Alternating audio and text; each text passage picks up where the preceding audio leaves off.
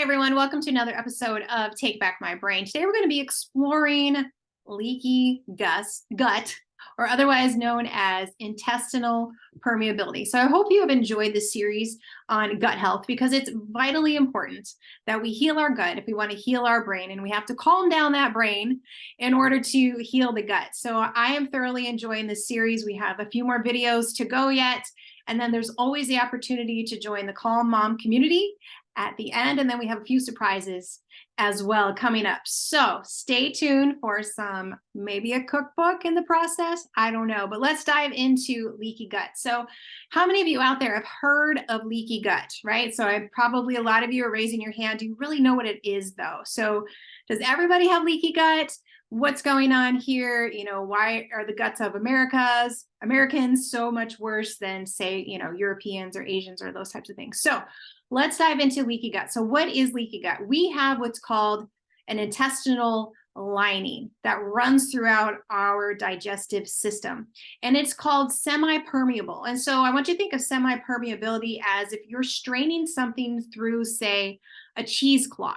So that's got little holes in it, right? But it doesn't let anything big through. And that's what the lining of our intestine is. So it's semi-permeable. So it's going to let the good stuff out, the stuff that needs to get into our bloodstream so it can travel to where we need it in the body. So that's the nutrients going out of the gut after it's been broken down, digested, changed into amino acids, etc. That's what's supposed to go through that semi-permeable membrane. Well, what happens is when we have leaky gut, that semi-permeable membrane all of a sudden gets holes in it, say like Swiss cheese. Okay, so you take that lovely piece of cheesecloth and you just start cutting holes of it. And then we have things that go through into our bloodstream that aren't supposed to be there, say like strawberries, tomatoes, wheat, corn, rice. All of a sudden we're developing food sensitivities because things are going into our bloodstream, and our immune system, the intelligence of the body, the innate system of our body says, hey, that's not supposed to be here. So we're going to go and attack it. And then this happens again and again and again. All of a sudden you develop food sensitivities. And as this goes on for a long time, leaky gut leads into a deeper autoimmune condition, because autoimmune is an overreaction of the autoimmune system time and time again that's constantly targeting a weakness in your body. Okay, so that's what leaky gut is. So how do we get this leaky gut? Because we're like, I didn't do anything to poke holes in there. Like, why is my gut so permeable now? Why do I have such big holes in it? And there can be quite a few different factors. Some of the biggest factors is stress. So remember, stress is chemical, physical, or emotional. So let's talk about chemical exposure. So unfortunately, our food system, especially here in the United States, is chemical laden unless you're very intentional about picking out organic, homegrown foods that haven't been sprayed. One of the biggest offenders is called glyphosate. That's going to be Roundup. If you've heard of Roundup Ready corn, etc., those are chemicals that are sprayed on our field. And Roundup in particular drives or bores holes into the gut lining. So will actually cause leaky gut. So if you're eating anything that's been genetically modified, that's been sprayed with Roundup, which everything that is genetically modified has been sprayed with Roundup, or you're eating other herbicides, foods that have been heavily sprayed, that's going to cause a stress in the environment of your gut. It's going to change the soil. Remember last time we talked about the soil of our gut? So if you kill a lot of things, what happens to the soil? It becomes dead, right? So we have these beautiful little things that run along our intestine with their little hairs. They're called cilia. And so what happens is when we get leaky gut, those cilia kind of get really weak and tired and die, and they produce these things that are called enterocytes that go up and down in these crypts and stuff in our intestines. I don't want to get too sciencey on you, but all of a sudden those look like they're sick and dying, and then we don't absorb things well.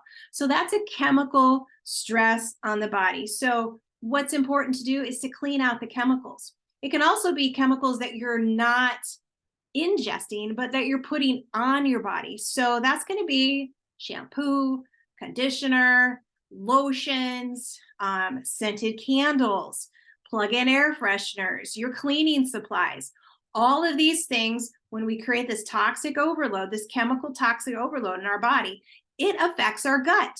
And it really, really does.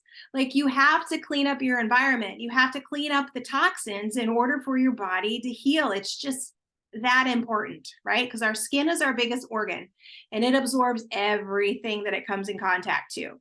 And so then that gets into our bloodstream. That affects our gut because it destroys our microbiome.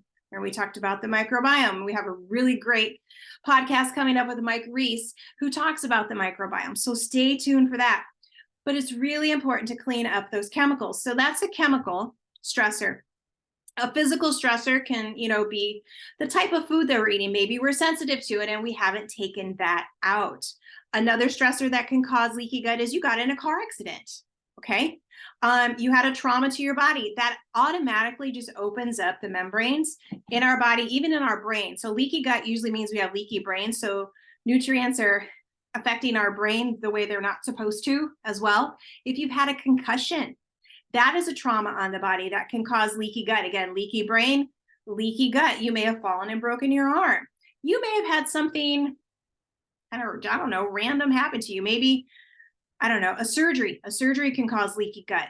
Those types of things. So those are physical things that can happen. So we've talked about chemical, physical, and then emotional. That's where the crazy stress comes in, right? Because we have to be able to take ourselves out of that sympathetic mode, which is our fight or flight, our drive, we're chasing, we're going, we're constantly on the go, back into that parasympathetic mode. It's called rest and digest mode. You cannot digest your food properly if you're on the go. That's why you shouldn't eat in the car. That's why you shouldn't eat when you're stressed. That's why you have to take a deep breath, 5 to 10 breaths before you start eating. Say a prayer before you start eating. Just calm down that brain so you can actually digest the food so that your tight junctions, your leaky gut doesn't happen. So those junctures stay tight in that small intestine. Okay. So that's really important. Our thoughts, if we're just like this negative Nelly all the time and we're angry and bitter, that's going to create leaky gut. So we have to create this lifestyle of peace, right? Rejoice in the Lord always, right? Doesn't mean you're happy about your situation, but it means that you're not going to let it ruin everything else in your life. So when we have those types of stressors, just think about it. What could be causing my digestive issues? Because a lot of people just focus on the physical, here, take some supplements, and then it'll be fine. Well, it doesn't work that way. Or just take out grains and it'll be fine. But no, we have to actually go in and heal the leaky gut so that we can also heal that gut to brain connection. Because this is all about taking back our brain, right? Because if our gut is messed up, our brain isn't going to work correctly, because most of our neurotransmitters, 80 to 90% of serotonin, which is our happy sunshine neurotransmitter, is actually created in our gut. So if our gut is messed up, we know that our neurotransmitter serotonin is probably really depleted. And that might be why we're kind of grumpy and frumpy and just the world just looks kind of cloudy and gray all the time. Okay. Does that make sense? And some of the diseases that come out of leaky gut are just pretty much all your autoimmune diseases. If you have an autoimmune disease, you have a leaky gut issue. If you have an Alzheimer's dementia diagnosis, you have a leaky gut issue. And that has to be addressed. So I can't really emphasize that enough. So what are some basic things we can do? One, we're going to clean out the toxins. You're going to do your very best to eat toxin-free foods. So if you don't buy things in packages, that's a start, right? And then if you buy organic when possible, or at least locally grown, know who you're buying from. And then we kind of might just have to get into preserving some food, right? I know people are like, I don't have time for that. And that's part of the problem, is that we've become so disconnected with our food and so disconnected with who we are and how our body responds, that we've just kind of neglected that piece of what we were created for. We're supposed to be close to nature and close to our food. So even doing a little bit of, say, making some kombucha, or learning how to ferment something, or just cooking, hamburger and potatoes and some green beans at home is a really great start. So it might not be as exciting or as easy, but pick something and just start making a change. So I like to challenge my clients when we're talking about just making small changes, like, okay, this week we're going to try this. Okay, you got that mastered? Well, then next week, well, if you don't have it mastered in a week, well, let's try it again for another week. And then we're going to add in the next thing, right? So it's really important that we work on our food system and make our food as clean as possible. So cut out the pop, cut out the sugar. I would personally cut out grain because that's where most of what we're getting the glyphosate is, and then go from there. Just eat the highest quality food that you can afford, but avoid sugars, avoid pops, and then eat organic as much as you possibly can. Second thing is clean up your environment, right? So getting those toxins out in our house. So change your soap that you're using, change your shampoo. There's some relatively inexpensive options out there. You don't have to buy a $30 bottle of shampoo. I mean, there's even recipes, for homemade shampoo and those kind of things. So just remember, whatever you're putting on your skin is going to your brain and it's going to your gut. So that's really, really important that we shift that. Change your fats. Change your fats so you can heal your gut. Your gut needs a lot of healthy fat in order to heal. So if you're eating corn, canola, or soy, safflower oil, sunflower oil, just read your labels and switch to avocado oil, olive oil, butter. Yes, butter is okay. Ghee, coconut oil. Switch to those good, healthy fats because it takes a really long time to break down corn, soy, and canola oil. And they're in your body, in your cells, wreaking havoc and causing inflammation, and inflammation causes leaky gut.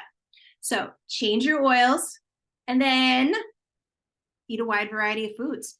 So don't eat the same thing all the time, because if you have food sensitivities, that kind of tells me that you're always eating the same kind of food all the time. So variety is good. Some of you may need to take out all vegetables for a while. I'll put people on a carnivore diet if we really have a hard time healing their gut, okay? Or you may need to cut back on some fiber-rich foods. So it just kind of depends on the person. I like to individualize it.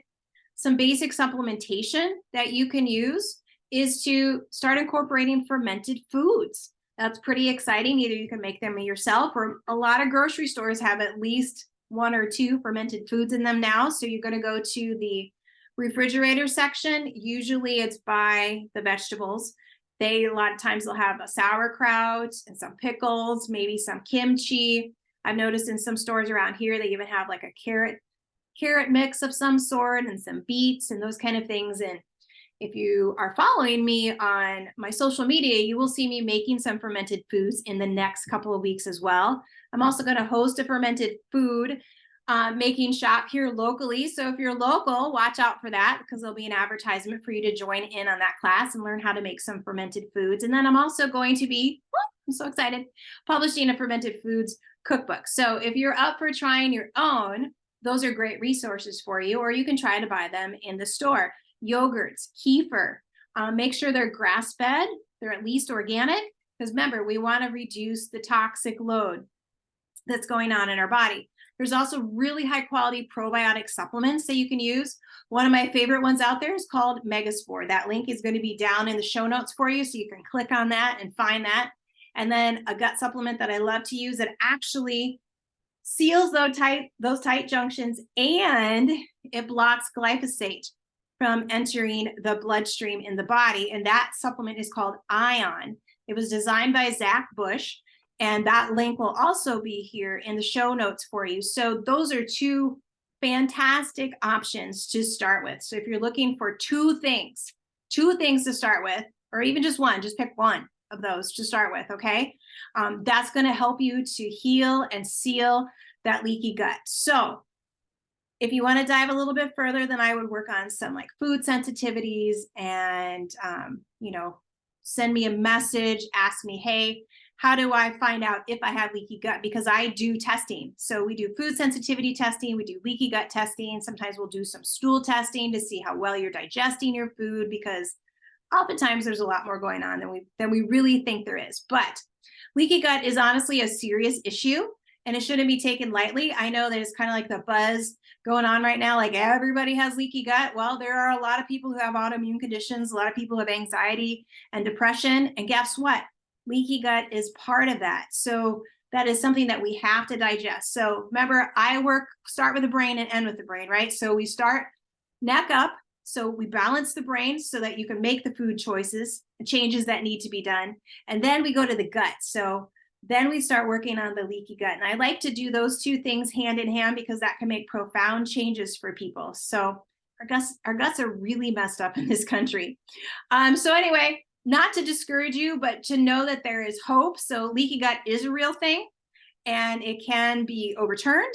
You can get your gut health back, but it's going to take time. And I don't mean like 3 months time. It takes a couple of years to really heal the gut well. So I don't want to lie to you and say, hey, you can take 2 supplements and you'll be fine, because that's not true. You have to be super diligent in your lifestyle, in your food choices, in your supplementation, and in your mindset. You have to think positive about all these things. So I hope that's super helpful for you. I have enjoyed this gut series and I can't wait to do some more videos with all of you. So join me at the end of the month for the Q&A in the Calm Mom community. So I'm super excited to be starting that. And make sure you like, subscribe, and share this video and all my other ones. I hope you're enjoying the podcast. I would love to hear comments from you. Thank you for everyone who I've seen out and about that says, hey, I love your podcast. That just means so much to me. So thank you all. I will see you in the next episode and have a healthy day.